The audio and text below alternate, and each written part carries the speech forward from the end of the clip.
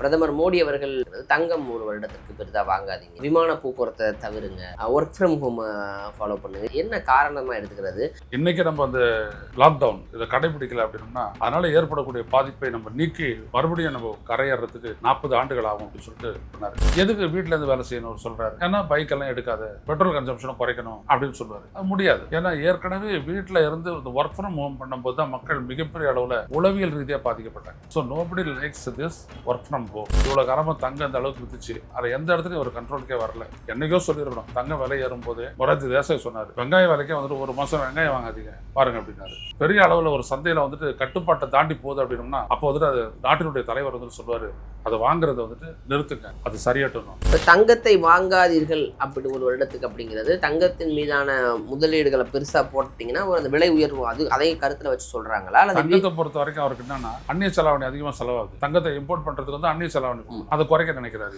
தங்கம் வந்துட்டு ஒரு அத்தியாவசிய பொருள்லாம் வந்து சொல்ல முடியாது, அதே நேரத்தில் அவசியம் இல்லைன்னு சொல்ல முடியாது. மீண்டும் ஒரு புதிய வைரஸ் ஒன்று, ஹண்டா வைரஸ் பரவுது, எலி மற்றும் அணில்களிடமிருந்து பரவக்கூடிய வைரஸ். இது அடுத்த கொரோனா வெர்ஷன். இதெல்லாம் கூட்டி கழிச்சு பார்த்தா மீண்டும் ஒரு லாக்டவுன் அப்படிங்கிற ஒரு பதட்டம் மக்கள்கிட்ட ஏற்படுது. லாக்டவுனை பொறுத்த வரைக்கும் பயப்படாதீங்க. இன்னொரு முறை லாக்டவுன் வந்துட்டு ஒரு போடுறதுக்கான தைரியம் அவருக்கும் இல்லை, அதை தாங்கிறதுக்கான சக்தி இந்தியர்களுக்கும் இல்லை. இவர் மட்டும் செய்ய முடியாது, உலக அளவு தான் செஞ்சால் தான் இங்கே செய்ய முடியும். அது இங்கே மட்டும் செஞ்சாங்க அப்படின்னா அது ஒரு பெரிய பிரச்சனை ஏற்படும். அறம் நாடு நேயர்களுக்கு அன்பு வணக்கம். இன்று நம்மோடு இணைந்திருப்பவர் ஐயநாதன் ஐயா அவர்கள். ஐயா வணக்கம். என்ன மாதிரியான சூழல் நிலவுது உலக அரங்கில் அப்படிங்கிறத நம்ம கவனிக்காமல் தமிழ்நாடு பாலிடிக்ஸ் மட்டுமே பேசிக்கிட்டு இருந்தோம். நடக்கக்கூடிய நிகழ்வுகள் ஒரு டேஞ்சர் ஜோனை நோக்கி நகருதாங்கிற கேள்விகள் இருக்குது. பிரதமர் மோடி அவர்கள் சில விஷயங்களை கூறியிருக்கிறாரு. அதனுடைய பின்னணி காரணம் என்னங்கிறத தேட வேண்டிய தேவை இருக்கிறது. தங்கம் ஒரு வருடத்திற்கு பெரிதாக வாங்காதீங்க, விமான போக்குவரத்தை தவிருங்க, ஒர்க் ஃப்ரம் ஹோம் ஃபாலோ பண்ணுங்க, இப்படி நிறைய விஷயங்கள் சொல்கிறாருல்ல. என்ன காரணமாக எடுத்துக்கிறது? ஏன்னா பெட்ரோல் டீசலுங்கிறத மட்டும் இது மையப்படுத்தி நகர்கிறதா, இல்லை இதை சுற்றி வேறு ஏனும் காரணங்கள் இருக்கிறதா? முன்னாடி என்ன பண்ணாரு, அது அது வேறு ஏதோ காரணங்கள் இருக்கிறதான்னு உங்களோட கேள்வியில் தொக்கி நிற்கிது பார்த்தீங்களா, அந்த இடம் ரொம்ப முக்கியமானது. ஏன்னா கொரோனா அப்போ, அதாவது ஏப்ரல் 23ஆம் தேதி மார்ச் 23ஆம் தேதி அவர் பேசின போது, கொரோனா அப்போ 2020ஆம் ஆண்டு இவர் இப்படி சொன்னார். இன்றைக்கி நம்ம அந்த லாக்டவுன் இதை கடைபிடிக்கல அப்படின்னா அதனால் ஏற்படக்கூடிய பாதிப்பை நம்ம நீக்கி மறுபடியும் நம்ம கரையேறதுக்கு 40 ஆண்டுகள் ஆகும் அப்படின்னு சொல்லிட்டு பண்ணார்.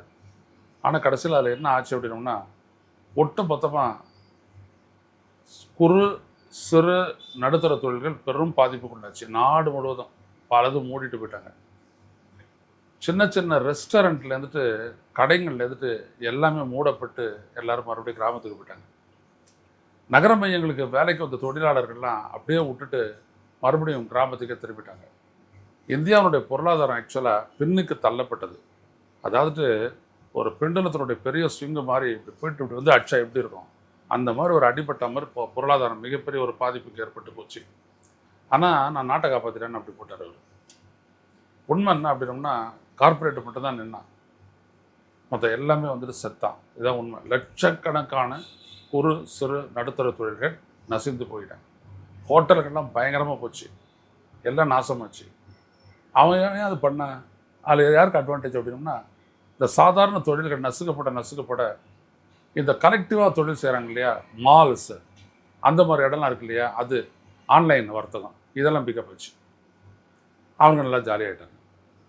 நீ வீட்டில் இருந்துட்டு செய்யப்பட, வீட்டில் இருந்து எப்படி நீ மார்க்கெட்டுக்கு போக. ஸோ காய்கறி எல்லாம் கூட அங்கே வரும். இப்போ இந்த காய்கறி இந்த மாதிரி விஷயங்கள்லாம் யாரா ரொம்ப பெரிய அளவுக்கு பண்ணுறோன்னா ஜியோ மார்ட்டு இப்போ லிங்க் ஆகுது எல்லாமே. நீங்கள் எல்லாமே மோடியை போன்ற ஒரு கார்பரேட்டுகளினுடைய கையாள். அதாவது இவர் என்ன சொல்கிறது அப்படின்னோம்னா, இந்த இவங்கெல்லாம் வந்துட்டு ஒரு கார்பரேட் எக்கானமியினுடைய ஒரு அங்கம். இவங்களுடைய செயல்பாடு எல்லாம் பார்த்திங்கன்னா அந்த கார்பரேட்டினுடைய பிஸ்னஸுக்கு வந்துட்டு பங்களிக்கிற மாதிரி இருக்கும், ஊக்குவிக்கிற மாதிரி இருக்கும். அதான் இவங்களுடைய இது. அதுக்கு ஒரு வார்த்தை இருக்குது, அது டக்குன்னு வரல, அது பின்னாடி நான் சொல்ல வரேன். அந்த மாதிரி இப்போ இவர் சொல்கிறாரு. இப்போ ஆக்சுவலாக என்ன அப்படின்னோம்னா, எதுக்கு வீட்டிலேருந்து வேலை செய்யணும் அவர் சொல்கிறாரு. ஏன்னா பைக்கெல்லாம் எடுக்காத, பெட்ரோல் கன்சம்ஷனை குறைக்கணும் அப்படின்னு சொல்லுவார். அது முடியாது. ஏன்னா ஏற்கனவே வீட்டில் இருந்து இந்த ஒர்க் ஃப்ரம் ஹோம் பண்ணும்போது தான் மக்கள் மிகப்பெரிய அளவில் உளவியல் ரீதியாக பாதிக்கப்பட்டாங்க. So nobody likes this work from home. இப்போ ஒர்க் ஃப்ரம் ஹோம் அப்படின்றது யார் எடுக்கிறாங்கன்னா, புள்ள பெற்றுக்கக்கூடியவங்க அந்த மாதிரி இருக்கிறவங்க ஒர்க் ஃப்ரம் ஹோம்னு எடுக்கிறாங்க. மற்றபடி ஒர்க் ஃப்ரம் ஹோம் அப்படின்றது யாருமே சூஸ் பண்ணுறதில்ல. ஏன்னா ஒரு அவுட்டர் அட்மாஸ்பியருக்கு போயிட்டு வரணும் அப்படின்றவங்க, ஒரு ஆர்கனைசேஷன் வந்துட்டு கரெக்டாக ஒரு இடத்துல இயங்கணும், அதுதான் ரொம்ப நல்ல எஃபிஷியன்ஸாக இருக்கும் அப்படின்னு நினைக்கிறவங்க யாரும் அதை விரும்ப மாட்டாங்க. ஆனால் இவர் அதை திரிக்கிறாரு. அதுக்கு பின்னாடி என்ன நோக்கம் இருக்குதுன்றதை நம்ம பிறகு தான் பார்க்க முடியும். இன்னொன்று வந்துட்டு தங்கம் வாங்காதீங்கன்றாரு. இவ்வளோ காலமாக தங்கம் இந்த அளவுக்கு வித்துச்சு, அதை எந்த இடத்துலையும் ஒரு கண்ட்ரோலுக்கே வரல.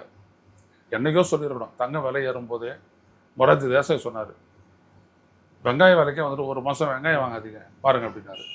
ஸோ அந்த மாதிரி பெரிய அளவில் ஒரு சந்தையில் வந்துட்டு கட்டுப்பாட்டை தாண்டி போகுது அப்படின்னோம்னா, அப்போ வந்துட்டு அது ஒரு நாட்டினுடைய தலைவர் வந்துட்டு சொல்லுவார், அதை வாங்குறத வந்துட்டு நிறுத்துங்க, அது சரியாட்டுவாங்க.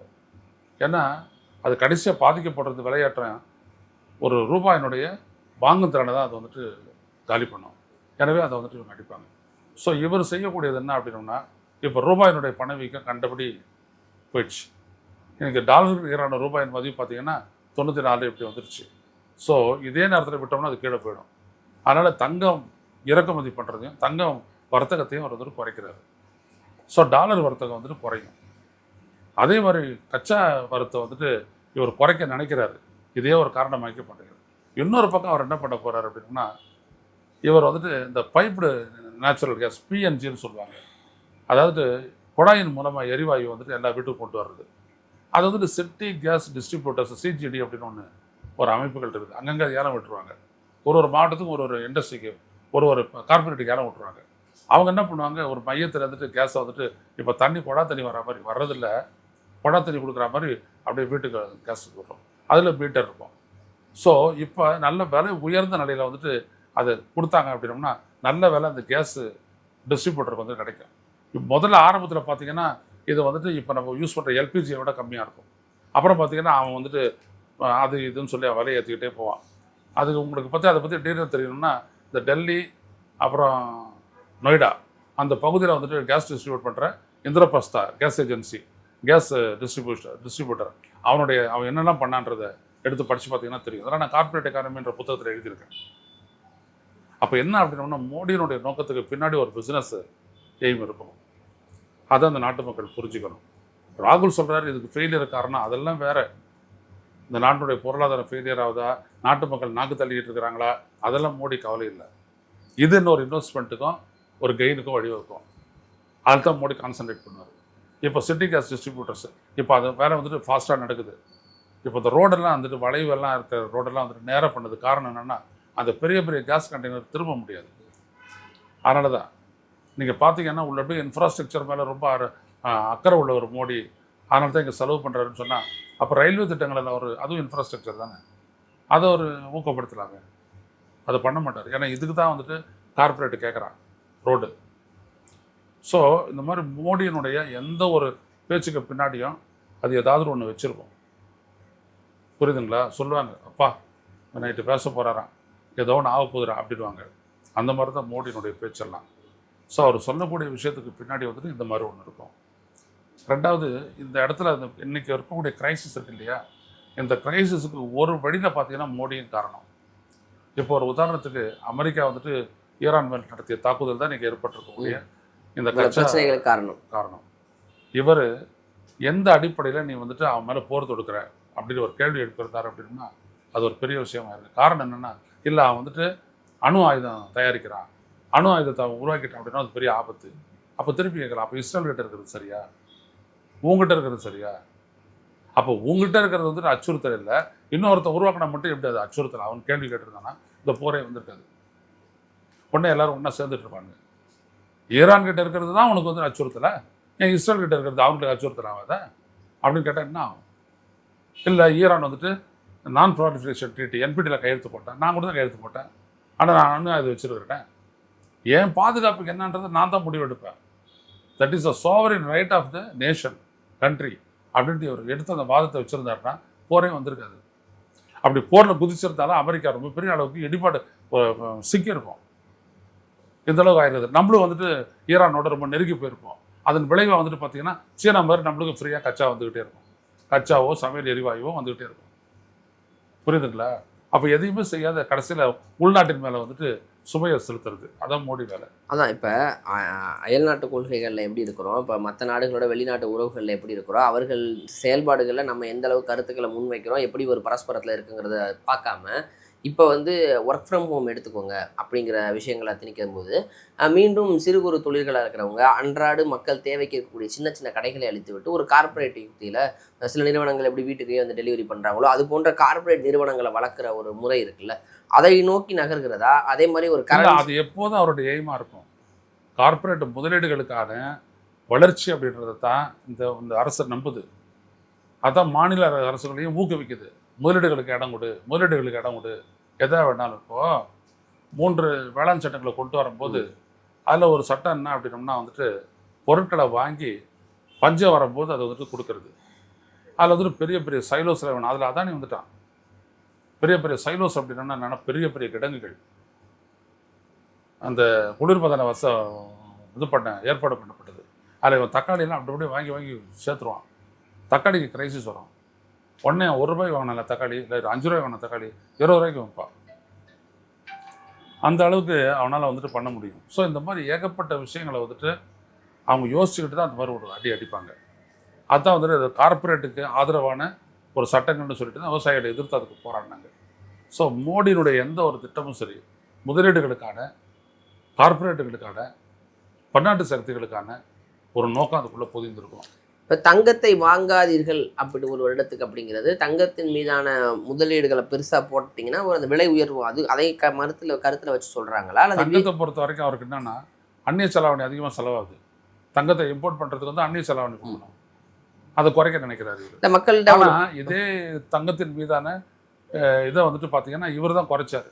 இது இம்போர்ட் டியூட்டி இவர் தான் குறைச்சார், மேக்ஸிமம் குறைச்சிட்டாரு. அதில் தங்கம் வந்துட்டு ஒரு அத்தியாவசிய பொருள்லாம் வந்து சொல்ல முடியாது, அதே நேரத்தில் அவசியம் இல்லைன்னு சொல்ல முடியாது. ஏன்னா இங்கே கல்யாணம் பண்ணணும், காட்சி பண்ணணும், எவ்வளோ விஷயம் இருக்குது. அதனால் தங்கத்தினுடைய அந்த இறக்குமதி பார்த்தீங்க அப்படின்னோம்னா ஒரு 2-3 ஆண்டுகளுக்கு முன்னாடி வெறும் 640 டன்னாக இருந்தது. அதுக்கு அடுத்த ஆண்டு 1200 ஆகி, அதுக்கப்புறம் 2400 ஆகி, இன்றைக்கி வந்துட்டு 3000 டன்னுக்கு மேலே வந்துட்டு தங்கம் இறக்குமதி ஆகுது. இதெல்லாம் வேடிக்கை பார்த்துட்டு இருக்குது. அப்போல்லாம் அந்நிய செலாவணி தெரியலையா? இப்போ அவர் சொல்கிறாரு அந்நிய செலாவணி வந்துட்டு ஏன் டாலருக்கு இருக்கிறான ரூபாயின் மதிப்பு அடிமட்டத்துக்கு போகுது. ஸோ அவர் என்ன பண்ணுறாரு, காப்பாற்ற பார்க்குறாரு.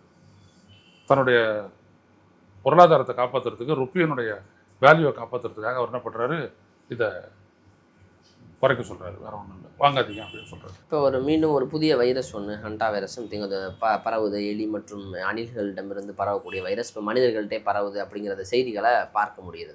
இது அடுத்த கொரோனா வெர்ஷன் மாதிரி, ஒரு கொரோனா எப்படி ஒரு அலையை ஏற்படுத்தியதோ அது போன்று ஒரு அலையை ஏற்படுத்த போதாகவும் தகவல் வருது.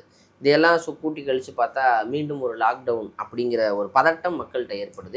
லாக்டவுனை பொறுத்த வரைக்கும் பயப்படாதீங்க. இன்னொரு முறை லாக்டவுனை வந்துட்டு ஒரு போடுறதுக்கான தைரியம் அவருக்கும் இல்லை, அதை தாங்கிறதுக்கான சக்தி இந்தியர்களுக்கும் இல்லை. இவர் மட்டும் செய்ய முடியாது, உலக அளவு தான் செஞ்சால் தான் இங்கே செய்ய முடியும்.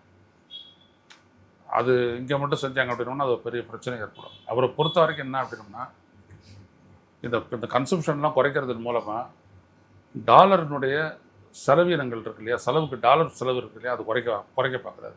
எக்கானமியை காப்பாற்றுறதுக்கு அவர் முயற்சி பண்ணுறாரு, வேறு ஒன்றும் இல்லை. இதுதான் தும்ப விட்டு வாழை பிடிக்கிறதுன்ற மாதிரி. முதல்ல இந்த இதில் ஒரு சரியான நிலைப்பாடு எடுத்து அவர் செயல்பட்டு இருந்தார் அப்படின்னா இந்த அளவுக்கு ஒரு கிரைசிஸில் நம்ம சிக்கியாக இருக்க மாட்டோம். இப்போ எப்படி பார்த்தாலும் இதெல்லாம் பண்ணி அவர் பில்டப் பண்ணி மைண்டை ரெடி பண்ணுறாரு. இப்போயும் மக்கள் என்ன பேசிகிட்டு இருக்கிறாங்க, எப்படின்னு ஒரு 2 வாரத்தில் வந்துட்டு விலை ஏற்றுருவான் அப்படின்ட்டு. இதுதான் மோடியினுடைய டாக்டிக்ஸு. சொல்லிட்டு வர வழியே இல்லை, நான் எல்லாத்தையும் முடக்க வேண்டியது இருக்கும். ஸோ வாட் டு டூ, லிட்டருக்கு ₹25. சிலிண்டருக்கு வந்துட்டு ஒரு ₹300 ஏற்றி விடு, அவ்வளோதான். அப்போ என்ன ஆகும், எல்லா பொருட்களுடைய விலையும் ஏறும், எகிரிட்டு போகும். பொருட்கள் விலை ஏறிதான் சொன்னால் அவனுக்கு என்ன இருக்குது, ஜிஎஸ்டி வந்துடும், போகிறோம். இப்படி தான் மோடி யோசிக்கிறாரு. இப்போ மீண்டும் லாக்டவுனுக்கு வாய்ப்பு இல்லை, வராது. அது உலக அளவில் வந்தால் தான் இங்கே கொண்டு வர முடியும், இங்கே மட்டும் தனியாக போட முடியாது. சரி, இப்போ இன்னும் அந்த எரிவாயு சார்ந்து ஒரு சிக்கல்கள் நீடிச்சுக்கிட்டே இருக்கிறது. இது எப்போ தான் சரியாக போகிறது? ஏன்னா எல்லாமே ஓரளவுக்கு ஒரு சுமூகமான ஒரு ஆக்டிவ் ரோலை ப்ளே பண்ணாத இந்தியா அதை பற்றி கவலையே படக்கூடாது. ஆனால் இந்தியர்கள் கவலைப்படுறோம்ல. இந்தியர்கள் கவலைப்படுறாங்க. இந்தியான்றது என்னது, இந்தியர்கள் மட்டுமா? இந்திய அரசு தானே காரணம். இந்திய அரசு அதில் தலையிடவே இல்லையே, அப்புறம் எங்கே இருக்குதுக்கு மரியாதை? இது ஒரு மரியாதையற்ற அரசுங்க உலக அளவில். இவங்க சும்மா சொல்லிட்டு இருப்பாங்க அவர் விஸ்வகுரு புஷ்வகுருன்லாம். ஒரு புடலங்காயம் கிடையாது இந்த ஆளுக்கு, எதுவும் கிடையாது. எனக்கு 70 வயசு வச்சு நல்லா ரிசர்வ்டெல்லாம் பேச மாட்டேன். என்ன இருக்குது மரியாதை? தலையிட வேண்டியதானே. எங்கே அவங்ககிட்ட மட்டும் அணு ஆயுதம் இருந்ததுன்னா அச்சுறுத்தல் அப்படின்னோம்னா நாளைக்கு எனக்கு எதிராக வந்து நின்று என்ன பண்ணுவேன் நீ? உனக்கு எதிராக வந்து நிற்கிறான். நீ என்பிடியில் கையெழுத்து போட்ட, நீயும் பார்க்கலையும் Indira Gandhi centre for atomic எனர்ஜிலையும் நீ வெப்பன் கிரேட் புளுட்டோனியம் பண்ணிட்டு இருக்கிற அப்படின்னு சொல்லிட்டு குண்டு வீச வந்தானு என்ன பண்ணுவ நீ அப்போ சும்மா இருப்பியோ? அப்போ அமெரிக்கா சொல்கிறான்ட்டு இன்னொருத்தர் அடிக்கும் போது நீ குரல் கொடுத்தா தானே உன்னுடைய மரியாதை உயரும். கொடுக்கலையே. அதான் சொல்கிறேன், தும்ப விட்டு வாழை பிடிக்கிறாரு அப்படின்ட்டு. அவர் இஸ்ரேலுக்காகவும் அமெரிக்காகவும் நிற்கிறார். அவரை காப்பாற்றிக்கிறது ஏகப்பட்ட விஷயம் இருக்குது. அமெரிக்காவில் இருக்கக்கூடிய இந்த ஆளுடைய முதலீடு, அதானியினுடைய முதலீடு, அதானிக்கு எதிராக இருக்கக்கூடிய கேஸுங்க, இவருக்கு எதிராக இருக்கக்கூடிய எப்ஸ்டீன் ஃபைலு, அது இல்லாத இவிஎம்ஐ பற்றி அமெரிக்கா கிட்ட இருக்கக்கூடிய டீட்டெயில்ஸு எல்லாமே இவர்கிட்ட இருக்குது. அதனால இவர் சைலண்டாக இருக்கிறாரு, பொத்துக்கிட்டுலாம் பேசாத இருக்கிறாரு. அப்போ இவரால் எப்படி காப்பாற்ற முடியும் நீங்கள் நினைக்கிறீங்க? முடியாது. இப்போ ஒரு முடிவுக்கு வரப்போகிறது இல்லை. கூடிய விரைவில் ஒரு சொல்யூஷன் கிடைக்குமானா கிடைக்காது. இந்த நாடு அப்படிப்பட்ட ஒரு சொல்யூஷன் வரும்னு சிந்திக்கிறதுக்கான அடிப்படையே இல்லை. சரி, நம்ம காலம்தான் பதில் சொல்லணும். நடக்கக்கூடிய நிகழ்வுகளை வைத்து நாம் தயார்படுத்திக் கொள்வது தான் நமக்கு நல்லதுங்கிற மாதிரி ஒரு விஷயத்தையும் ஆராய வேண்டிய தேவை நமக்கு இருக்குது. அப்படித்தான் பிரதமர் மோடி அவர்கள் பேசிய பேச்சு பின்னாடி இருக்கக்கூடிய விஷயங்களை நம்ம பேசணுங்க ஐயா. தொடர்ந்து பேசுவோம். நேரம் கொடுத்ததற்கு நன்றி.